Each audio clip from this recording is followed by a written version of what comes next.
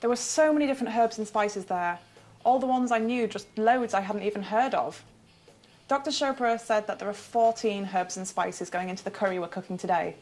He also said that there's a mushroom, which is a version of an Indian truffle, which is worth £500 a kilo, and we're going to be cooking that today in a pilau. It really must be a dish that's for a special occasion, and I can't wait to cook with him.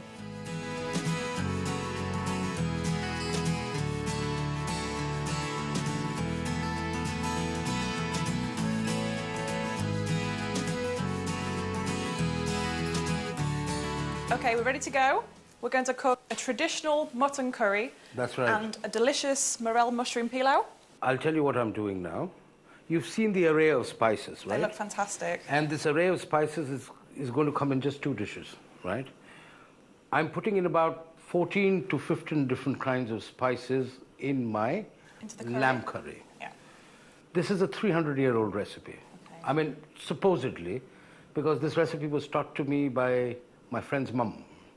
And she learned from her grandmother. And it's a very old Delhi family, very traditional family. Apparently, it's just confined to their family. And it's not gone out anywhere. Fortunately, since I've learned it, I think that this is such a fantastic lamb curry that it should be shared with the rest of the world so that everybody else can savor in the flavor as well. You think it's not a very well-known recipe? Not at all. It's not even documented as such. That's why this is like an unknown recipe, which I'm sharing now. Great. The other thing that I'm making is like you have the truffle abroad. Yep, we do. We also have the Indian truffle, which is absolutely phenomenal, which grows above the height of about 11,000 feet. Yeah, that's right. That's the truffle. Now, what I'm putting in the rice is an Indian version of truffle. Now, there are 2 kinds of truffle. People may dispute me, but me, I feel that there are 2 kinds of truffle. One is which grows above the ground, and there's another one which grows below the ground. The one you get in UK and everywhere else, which is extremely expensive, and it's also a delicacy, is the truffle which grows below the ground. This one is like the great Himalayan truffle. It grows above the height of 10.5 to 11,000 feet. So it's quite difficult to get unless you Yes, and when it rains in the mountains, and when the lightning strikes and there's a forest fire, then when the trees catch fire, it's only after that that this particular mushroom grows up. So the fire encourages the fire encourages the growth of this particular kind of truffles. That's why it's so rare to get. We'll be soaking this in water and keeping it for a couple of hours. What's the benefit of soaking it? Because it softens up like a mushroom, right? And one more thing that I'm going to show you here is this is the oyster mushroom, which comes in from Afghanistan, right? Now, this mushroom was sort of exported and taken out because this has many medicinal properties. It has quite a strong smell as well. It has a very nice smoky aroma. So this has tremendous medicinal properties.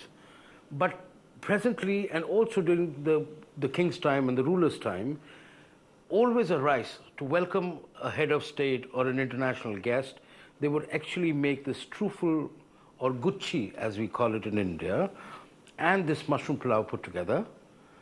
And it had some dry fruits and stuff like that. So you're the guinea pig today. Great. I'm catching hold of all the old recipes that I can, and I shall try to feed you till you get fed up. Okay. I'm now going to start with the lamb curry. Great. Right? What do we do first? First, I'm going to, of course, light the fire. Only then there will be desire. True. Right? I then use, this is purified butter, which is called ghee. We're using that instead of an oil. And I'm going to be rather generous with it, right? So that once this is being cooked, and once this heats up, I'm going to add onions. We're putting all those onions in? Yep.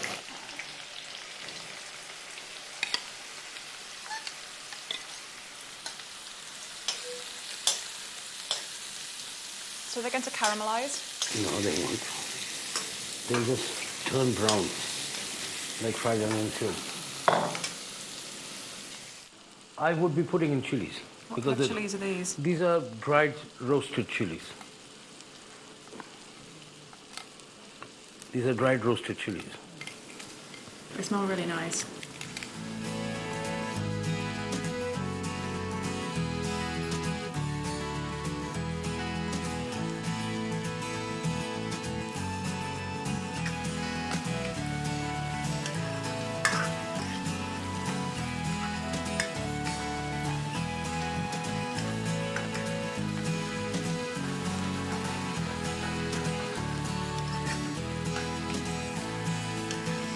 Okay, now that the onions have been browned, what I'm going to do is I'll add some turmeric.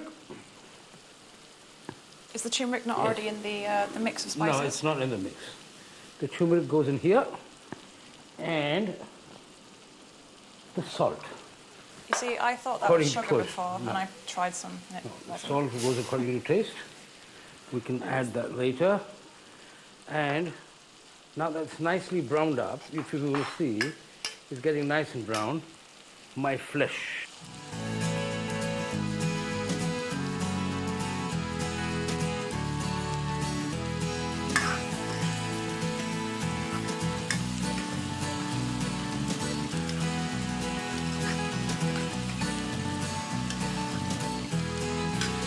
It's looking and smelling amazing already. The smell, come down a bit, and let this flavors and the smoke go in, and let it sort of seep in your nostrils, right? Don't sneeze, bud, all right? Cook this recipe. About 5 years ago, when Auntie actually was cooking, and I begged and I begged and I begged, and I told her, look, Aunt, you can't do this to me. You need to teach me how to cook this. How many people do you think know how to cook it? I think it's just her and her nephew and probably me. Because in their family, they're all foodies, but none of them like to cook. They depend on Auntie, you know, and she's the one who cooks all the time. So I actually emotionally blackmailed her, and I said, look, I need to know this. And I've cooked this after that on a couple of occasions for parties, for friends. They've just fallen in love with this dish. Is it something you cook regularly? Occasionally, not always, because it's sinful. It has a lot of ingredients which are very heavy, right? And for a person like me who needs to lose weight, it's a no-no. But you know, there's always a conflict between this and this. I'll go for a run afterwards. Yeah, but you will have to do a couple of miles, in fact, a couple of times to actually be able to digest this sort of food. It's heavy. You can just do it occasionally, once in a while, but not always. As a special treat. Yes. Alex, actually this dish is always cooked with a lot of love. And Auntie would always cook this dish with lots of love. And since I have a pretty lady all the way from overseas, I must show my typical Indian love. So you're the lucky one, and that's why I'm cooking specially for you. I could have cooked something else for the show, but then I thought, no, I must cook this for you. I hope you like it. Showing me Indian hospitality. Absolutely. It's really wonderful colour. It is. It's coming up slowly. I've put it on simmer right now. So it'll remain like this for about half an hour and to 40 minutes. And all the juices of the meat will actually intermingle with the onions that are there. And then I will add a special paste that I've made, which is made of... This one? No, the paste is actually made of cashew nuts, broken cashew nuts, if you see this, broken cashew nuts, and it's got muskmelon seeds. Can I try some? Yes, sure. And it's got yogurt. So all of that is already put and mixed in a grinder. And then once that starts cooking slowly, then what I do is, then I add these spices. And that's a mix of... That's a mix of cinnamon, that's a mix of cumin, that's a mix of mace, that's a mix of anise seed, it's a mix of coriander, it's a mix of a little bit of chilies that are there, it's a mix of whole ground pepper, and there is also nutmeg. As you can see, there's a little bit of nutmeg, and also a couple of other things. So all these things have been put in a grinder, and I have actually made a masala out of this. So can you make this ahead and store it in the cupboard so Yes, you can use yes. it? But you can use it for at least 6 months to a year. Great. If it is kept in an airtight container, it doesn't get bad. So you can, whenever you're cooking dishes or something, this is a masala which you can actually play with. Like a painter, you can play with your food because all chefs like to do that. At least I like to do that. So that's what it is. How much do you put in of that?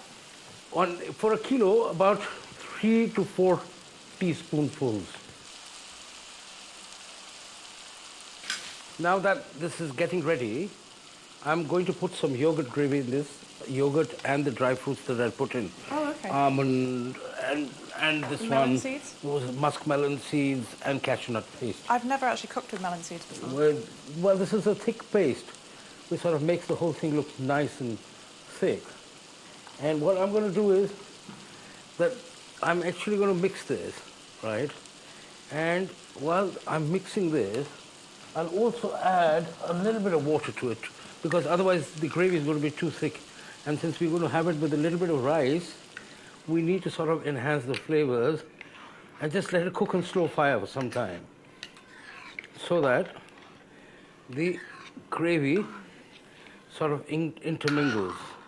Why don't we want it too thick? We don't want it too thick, because with rice, thick gravy, if it is with breads, thick gravy is all right, but it should be just the right amount of thickness so that you can blend it with rice and have it.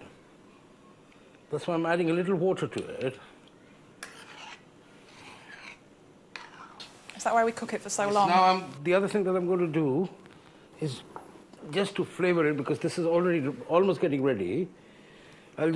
My homemade spices, I'll just sprinkle a little on top, just to enhance the flavors. There you go. Put that back for you? Yes, thank you, please.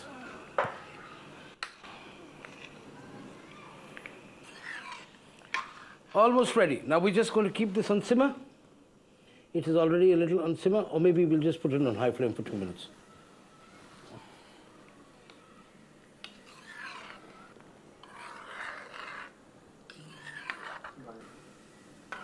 So the lamb will be nice and tender now. It's already getting nice and tender because we've been cooking it for so many hours. Yeah. And it's been cooked on slow fire. So it takes a little while.